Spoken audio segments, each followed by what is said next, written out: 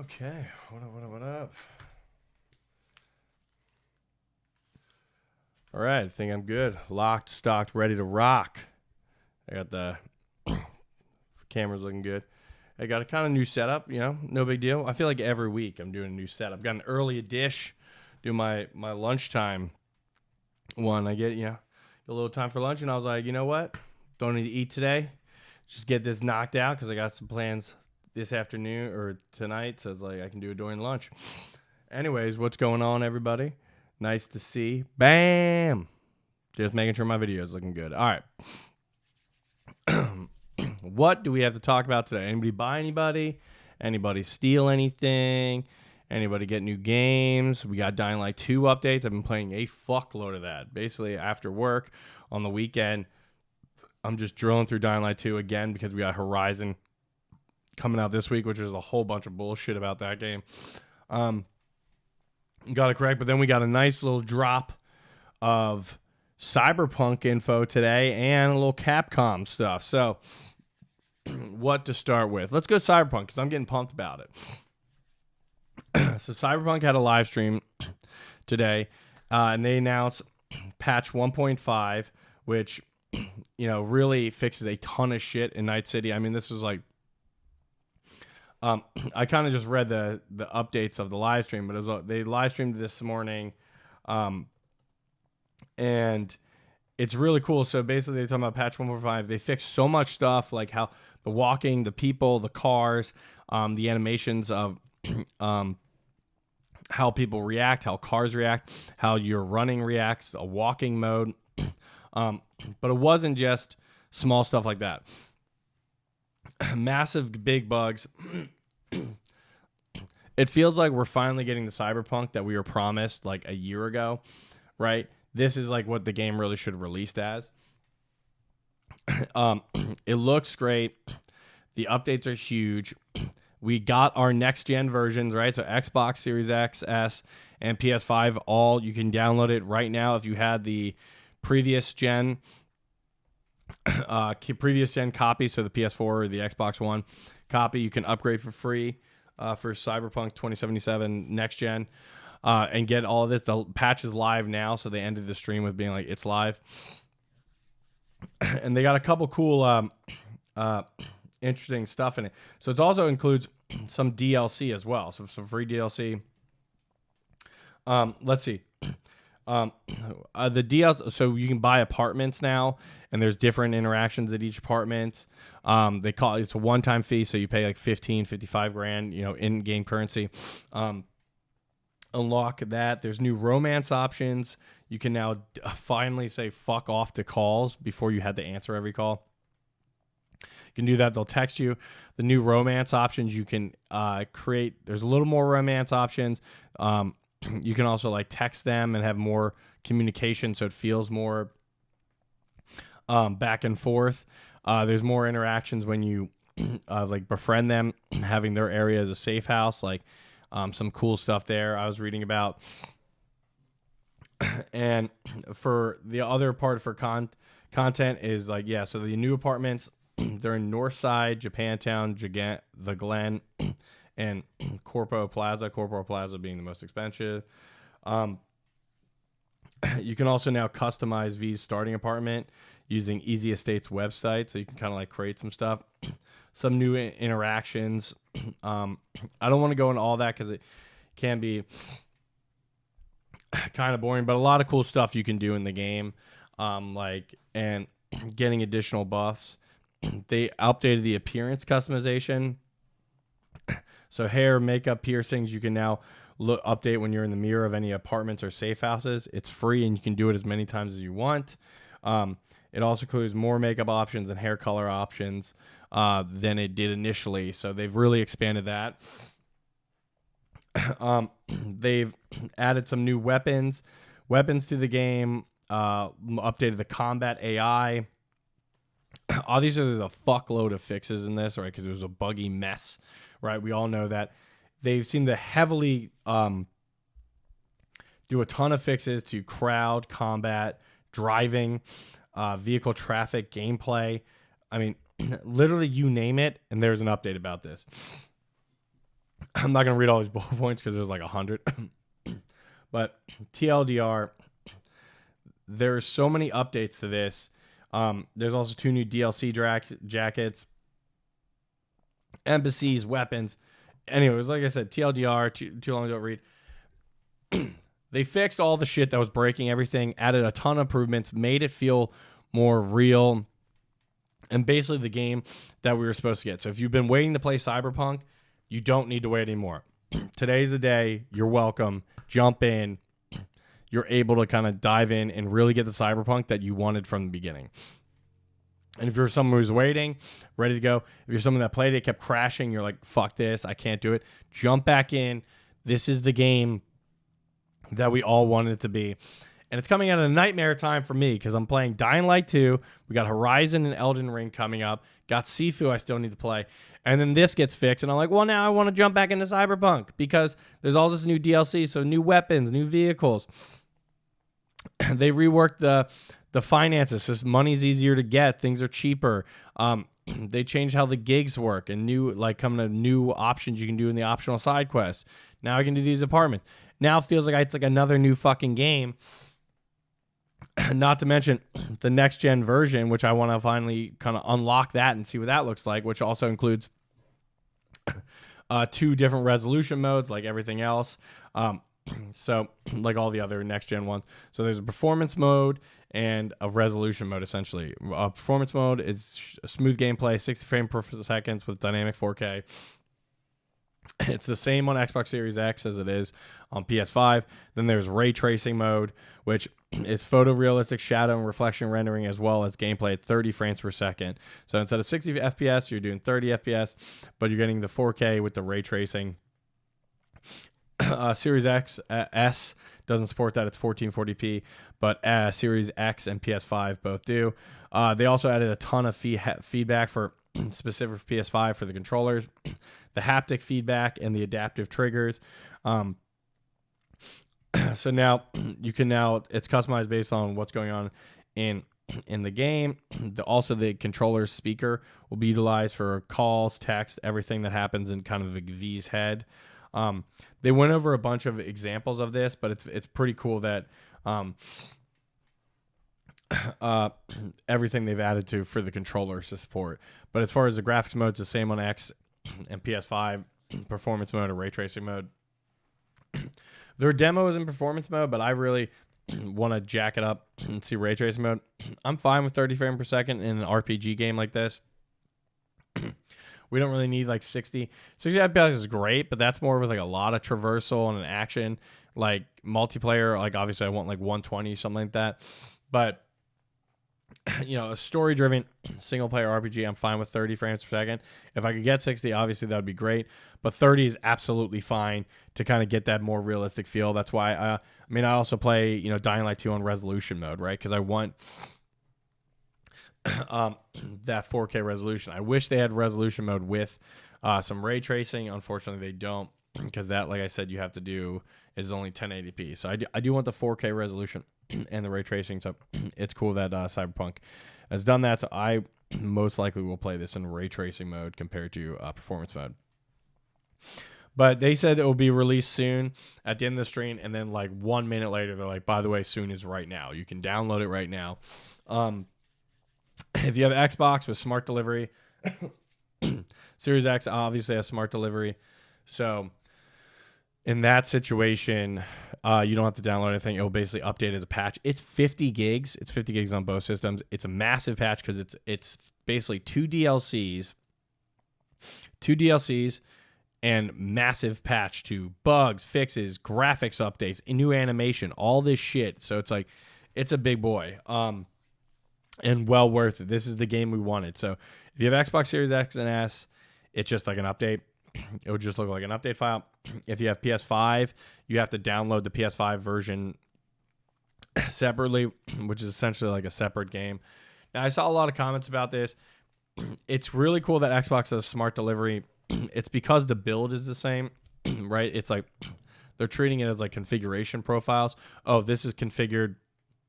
While it's the same game build, it's like, oh, this profile is configured for Xbox One or Series S or Series X.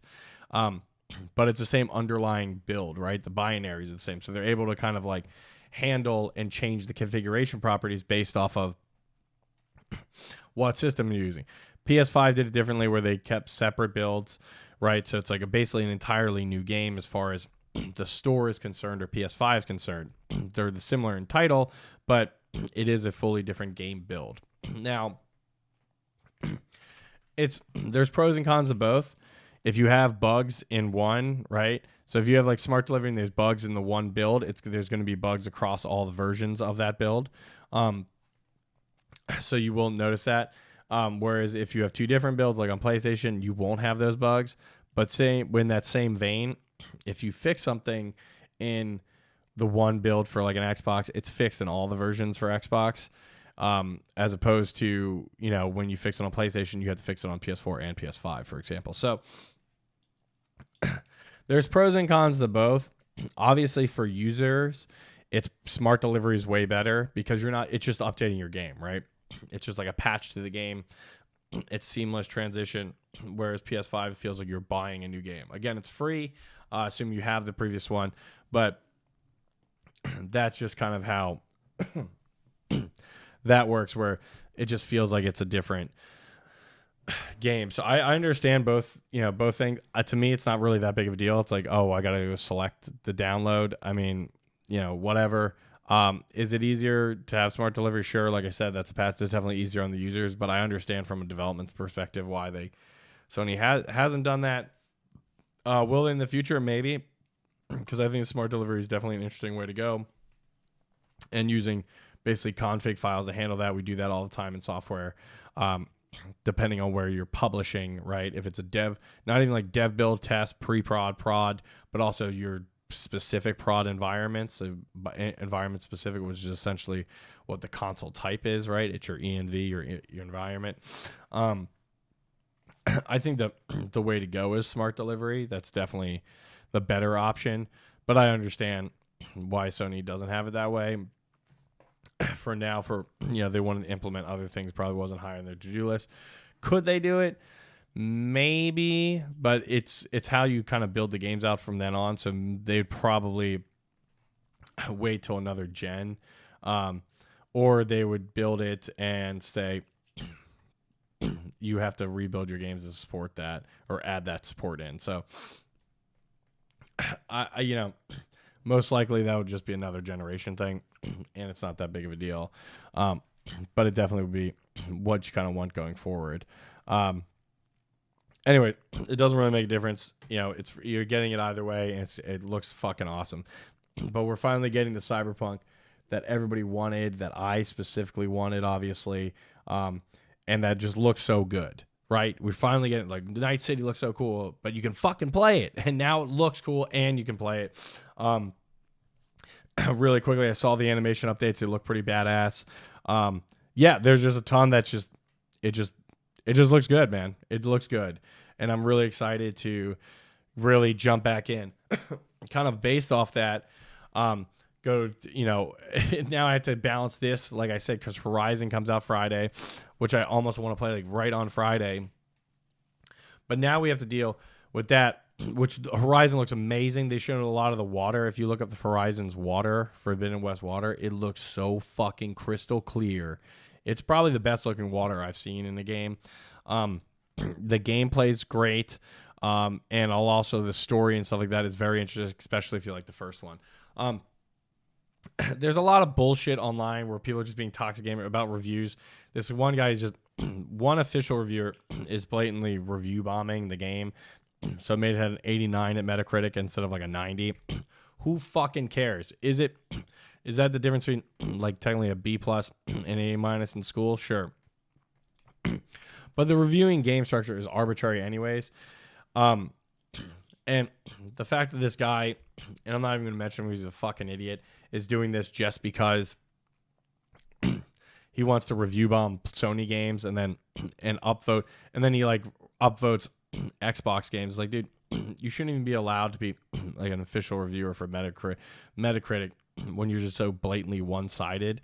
Like, his main review was like, oh, you're too busy fighting mech like specific type of mechs as opposed to mech raptors, so it's not as good. It's like, how is that a fair criticism? Like, it's so fucking stupid. But again, reviews are always opinionated. The important part is the gameplay is flawless, the visuals are amazing, the story is enticing, and the open world just invites you to keep exploring and has so much exciting stuff in it. You will not go wrong playing this game. You'll not go wrong buying this game day one, and this game will be a Game of the Year contender. No matter what this dipshit says on the reviews, this game will be a Game of the Year contender. So get out of that toxic, like, bullshit gaming community stuff. It's an awesome fucking game. You're going to jump in. You're going to have a great time. Don't worry about whatever the fucking reviews say. Worry about how you play and how the game makes you feel and how excited you are about it.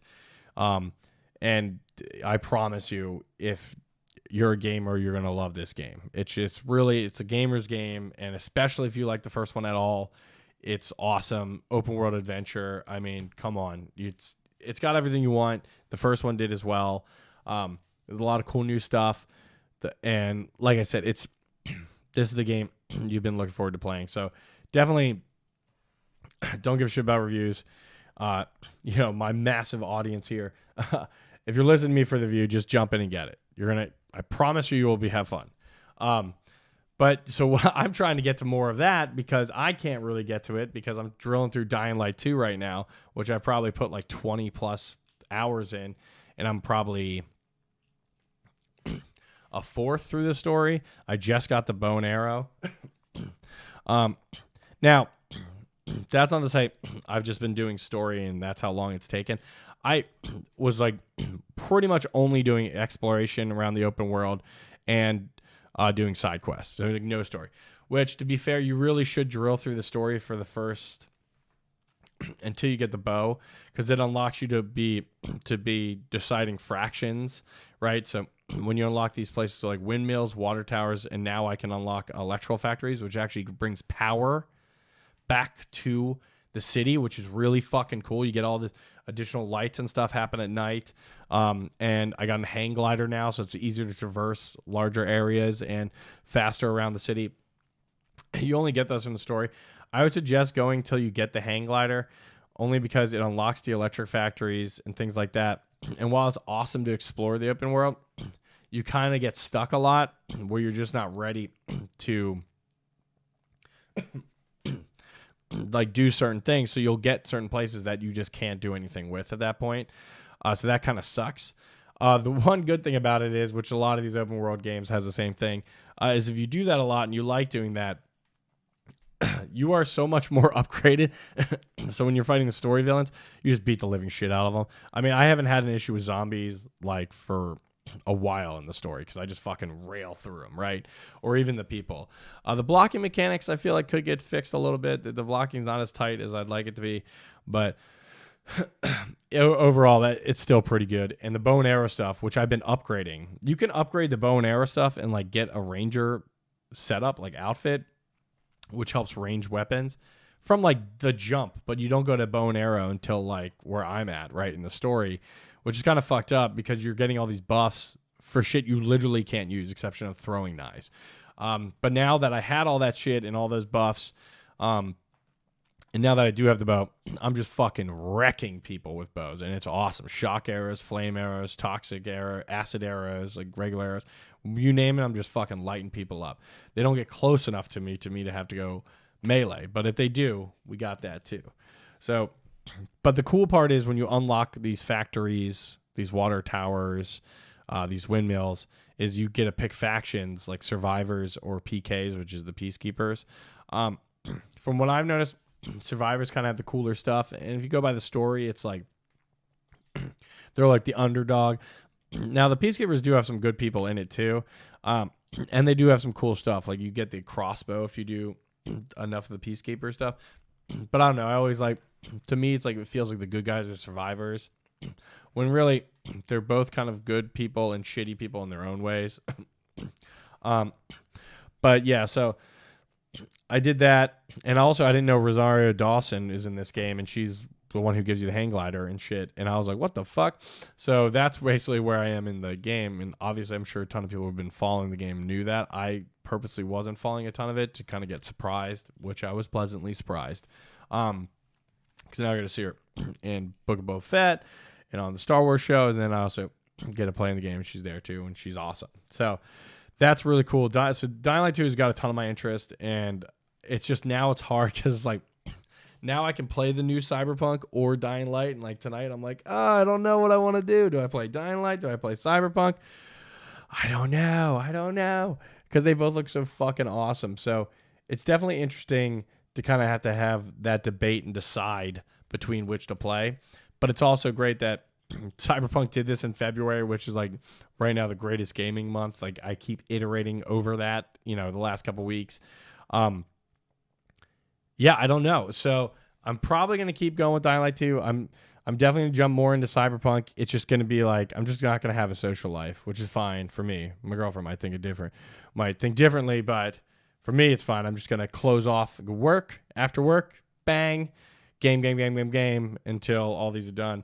And I'm still developing my game on the side, which I got some Unreal Engine 5 updates. We'll kind of go over that in like a full episode. I'm going to kind of go over the whole game development side of this and like being an indie dev. And I'm trying to get another indie dev on so we can kind of have that back and forth, which I think would be really cool to see. And just talking about our pros and cons of what each we're developing on. But yeah, so there's a lot of interesting stuff, a lot of stuff coming out in February. Like I said, Cyberpunk is back, baby. We got it. It looks fucking glorious. And Dynalite 2 is a ton of fun. Like I said, 7 out of 10, but worth it. Cyberpunk finally, I think will end up as like an 8 out of 10 for me. Because it is a great RPG now that you can fucking play it. And Horizon, I'm telling you right now, is Game of the Year. Is a massive Game of the Year contender. We'll go over a full review next week with that when I get more play in it. Sifu, I still got to play a little more. They are adding an easier difficulty and a harder difficulty. Which would definitely be interesting. We'll see if I just bitch out and jump to the easy difficulty sooner than later. And if not, it is what it is, whatever. We don't have to make everything so hard. Or we do. Well, yeah, that leads me to Elden Ring, which we don't know how that's going to be, but we know it's going to be hard as fuck. Although they said maybe, a little bit easier. So I'm thinking more bonfires, more save points, maybe not a lot of out of boss interactions. I don't know. So there's so much to play, and whether it's Sony or Xbox, whatever the fuck, PC, this shit is everywhere. It's an incredible month for gaming. Cyberpunk's on all of them, so definitely get it. It is the game worth playing now. Now that you can fucking play it, I promise you, get it on sale if you don't already own it, and if you do own it, download it, play it. You're going to get the game you wanted before, and it is going to give you tons and tons of content. And Dynalite 2, if you can get it on sale, like I said, if you didn't really love the first one, not much changed here, but if you can get on sale, it's definitely worth it because it really fills that open world. And if you're like, fuck it, I'll wait, then you got Horizon, which is going to come get you real pumped, and I'm going to go more into that next week. And Elden Ring, it's hard to remember, And then not only mention that, but we also got Capcom just released a ticker that's counting down for about a week. There's 5 days left in the countdown now, so we don't really know what they're counting down to, but some big announcement. A lot of people are ruminating this is another buyout. They don't really count down to buyouts. They're not going to be like, one, Xbox is buying us or Sony's buying us. This feels more like a trailer reveal. I don't know what could specifically be. I'm hoping a new Resident Evil because we had a massive cliffhanger, right, in Village. And I think it would be, and it kind of ends with a big teaser for the next, Resident Evil 9. So I think it would be cool to kind of announce that with a teaser trailer. Maybe we're getting it a little bit sooner. That would be awesome because it feels like they started developing it earlier than as opposed to they did with Village. It seems like a bigger plan. So I would love that, or some Resident Evil DLC. I don't know, but I'm excited. I hope it's better than Nintendo Direct, which has fucking failed us. No Breath of the Wild 2 content, which is fair. Not E3 side. I get it. But also, just announcing, Super Mario Strikers and shit like that, it's a fun game, but I guess they did warn us. They were like, it wasn't going to be a big announcement thing. They're just kind of, just some stuff to kind of get you pumped. So and updates to an old game, adding like 55 new maps to Mario Kart. Instead of a new Mario Kart game, it's like, here's 45 new maps and a bunch of modes, which is all essentially a new fucking game. So I guess you could be excited about that. And Strikers is fun. So, I mean, it is some fun stuff. Just, I guess we just really want that Breath of the Wild 2 confirmation. So, I don't know about that. Hopefully Capcom's Direct is updated then. I should be doing that before, or I will have updates on that countdown for the next pod. So we'll find out together as a team, as a squad. But yeah, so that's about it. I hope it's Resident Evil related for Capcom. And yes, just stop giving a shit about people review bombing, and the fact that you review bomb as a professional is fucking disgraceful. But whatever, get over it. You're gonna have a great time with your games. It's about how you enjoy playing it. Who gives a fuck about how anybody else talks about the game? It's your personal enjoyment, which is what matters. And with that note, keep gaming, keep being glad about it. Let's have a week, baby. All right, let's go.